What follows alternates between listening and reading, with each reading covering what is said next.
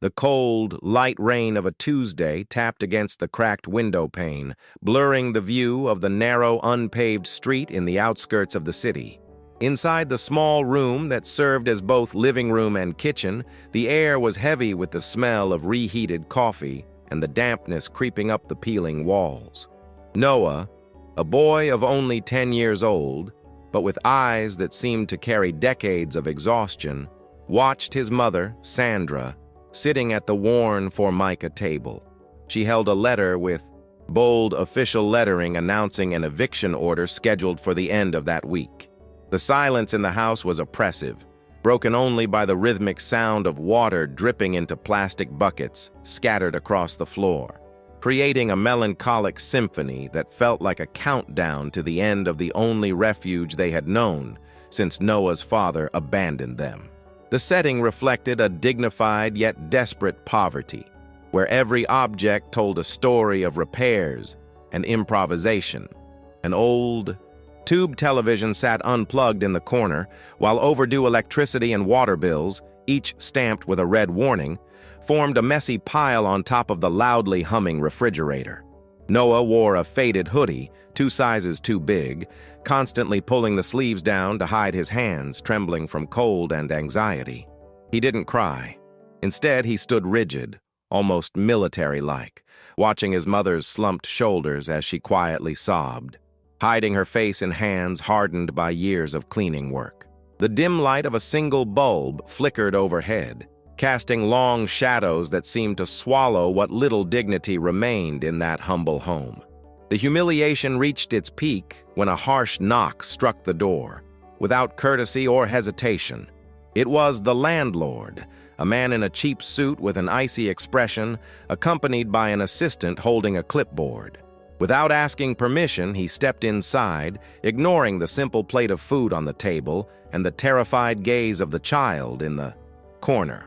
Pointing at the old furniture, he coldly stated that his patience was over and that if the 3 months of overdue rent were not paid within 48 hours, the locks would be changed, with everything still inside.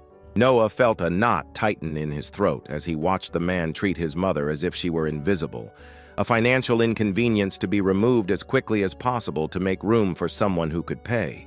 Before leaving, the man placed the final notice on the table and delivered an ultimatum that would seal the family's fate. Noah stepped forward, trying to shield his mother, but was pushed aside with disdain. In a moment of absolute desperation, Sandra grabbed the man's arm, begging for just 1 more week, only to be coldly brushed off. Noah watched his mother's tears fall onto the official document, and in a whisper that carried the full weight of his premature maturity, he said, "I'll figure something out, Mom. I promise we won't end up on the street." Those words, spoken with a conviction no child his age should possess, were the trigger that began the hardest journey of his life. Are you enjoying this story? Leave a like and subscribe to the channel. Now let's continue with the video. Noah's life had never been surrounded by expensive toys or weekends at amusement parks, but by a silent understanding of deprivation. Since the age of 7, he had learned to read the bills that arrived in the mail before his mother did, trying to spare her heart from yet another immediate worry. His father's absence wasn't just an emotional void, but a financial one that forced Sandra to work 2 cleaning jobs, leaving before sunrise and returning long after nightfall. Noah grew up in the hallways of an underfunded public school, where the sound of an empty stomach often drowned out the teacher's voice explaining fractions. He felt like a giant trapped in a child's body, carrying the responsibility of keeping the house in order, washing dishes, and making sure the door was locked, while his classmates talked about cartoons or video games. His vulnerability showed in his worn-out shoes, whose soles he reinforced with pieces of cardboard to keep the damp ground from soaking his feet.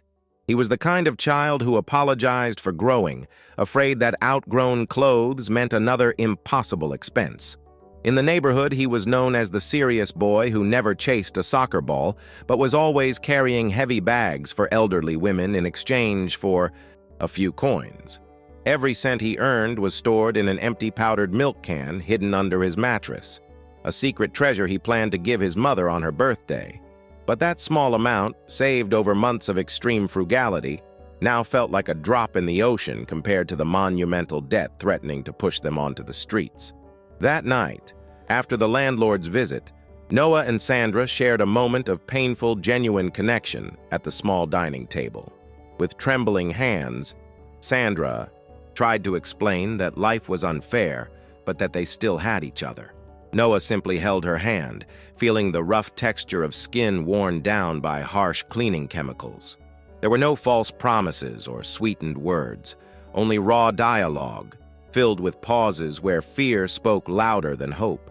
Noah looked into his mother's eyes and asked, with cutting honesty, why good people suffered so much while men in suits seemed to have everything without effort.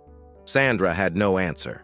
She just hugged him, tightly, letting her tears soak into her son's shoulder, recognizing in him not just a child, but the only pillar still holding her upright. The external obstacles began the next morning when Noah decided to go door to door at local businesses, searching for any extra work. His age became an invisible barrier, preventing formal employment, and many shop owners dismissed him with suspicious looks, afraid his presence would drive customers away. He tried the corner bakery, Mr. Juon's small grocery store, even a mechanic's shop, but received only refusals or pitying smiles that hurt more than rejection itself. Society seemed to have an invisible wall for those from the outskirts, labeling them before they could even ask for an opportunity. Noah felt the stigma of poverty like a mark on his skin, a sense of social invisibility that made him shrink every time he passed well-dressed people on the main streets. Internally, he battled the trauma of his father's abandonment, which echoed as insecurity with every new door slammed in his face. He feared that if he failed to get the money, his mother might give up completely, leaving him alone in a world that had already proven cruel and unforgiving. The fear of being separated from her by social services haunted his thoughts, turning every passing police car into a potential monster. He blamed himself for his own helplessness, wondering why he wasn't stronger or smarter to solve a problem even adults couldn't fix. The emotional tension stretched inside him like an over-tightened rope, ready to snap under the weight of a maturity forced upon him too early. The bond between mother and son deepened during their desperate search for a way out, becoming a survival alliance against the outside world. Night after night, they counted and recounted the few bills they had, making impossible calculations where survival math never balanced. Sandra tried to preserve dignity, ironing Noah's simple clothes so he could go to school, presentable even as his future hung in the balance. There was tragic beauty in how they cared for each other, Sandra giving most of the food to her son, claiming she wasn't hungry. Noah noticed the lie and repaid it by hiding his own exhaustion, pretending the long walks looking for odd jobs didn't leave his legs aching and his spirit broken. The third day of the deadline arrived under a gray sky that mirrored the family's emotional state. Noah watched his mother attempt to secure a loan at a neighborhood finance office, only to be humiliated by an attendant who mocked her lack of guarantees. He waited outside on the curb, watching luxury cars flow endlessly along the main avenue, just a few miles away from his reality of scarcity. The contrast was brutal. The wealth of those who ignored the surrounding misery felt like a personal insult to his daily struggle for a roof. Time felt like sand slipping through his fingers, and urgency began to harden into a desperate resolve that would push him toward extreme measures. At school, Noah couldn't focus. Letters in his books turned into debt numbers and eviction notices dancing before his tired eyes. His teacher noticed his lethargy and tried to talk to him after class, but Noah withdrew into silence, afraid the truth would bring more shame. As he left the school gate, he saw a court officer speaking with the principal, and panic seized his heart. He imagined the eviction was already being enforced. He ran home, lungs burning, only to find his mother packing their few belongings into torn cardboard boxes. The breaking point came when Sandra, in a moment of human weakness, collapsed onto the empty living room floor and screamed in frustration, pounding the ground with her fists. Noah watched silently as his world crumbled, realizing words of comfort were no longer enough. He sat beside her without speaking, offering only his presence as a shield against the despair threatening to consume them.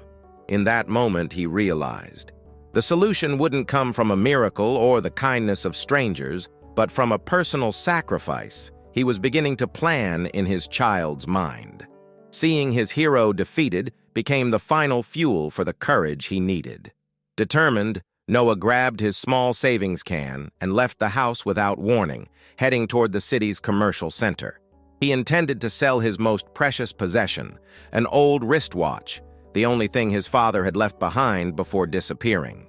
Along the way, he saw children his age leaving toy stores with full bags, laughing without any idea what it meant to fight for a home. The social gap hit him like a punch to the stomach, but instead of anger, he felt a cold determination that his mother would not sleep on a park bench that week. He entered several watch shops, but the offers were insulting, mere fractions of what they needed.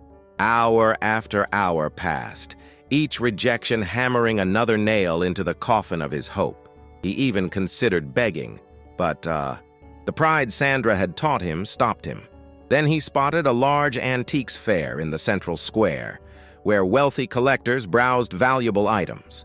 Noah polished the watch on his sleeve, trying to restore the shine time had stolen, and took a deep breath. He knew he needed more than the object's value. He needed someone to see the story behind the worn metal.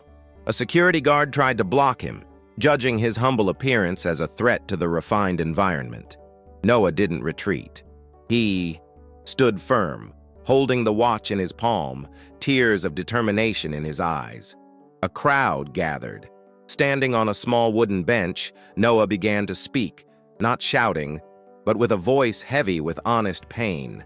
He told them about his mother and the eviction looming in 48 hours. He wasn't asking for charity. He was offering his dignity and his only family memory in exchange for a roof. Silence fell over the square. A gray-haired man, known as one of the region's biggest collectors, stepped forward and asked to examine the watch. After listening to Noah's story, he pulled out a checkbook, not to pay for the watch, but for the lesson of honor the boy had just taught everyone. The amount covered all the overdue rent and ensured the family's stability for nearly a year. Noah's legs gave out. For the first time all week, the tears he had held back poured freely. Sandra arrived running, collapsing as she hugged her son. The man returned the watch and said, "The love of a child is the greatest wealth a home can hold." The crisis resolution transformed their lives. Debts were paid, the lease renewed, and stability restored. Noah returned to school free from the burden of survival. Years later, he would walk through the halls of a prestigious architecture university wearing the same watch, now a symbol of love, courage, and dignity. Have you ever done an act of kindness that changed a life? Comment, "Love has no price," if you believe in human kindness. Subscribe for more stories of second chances.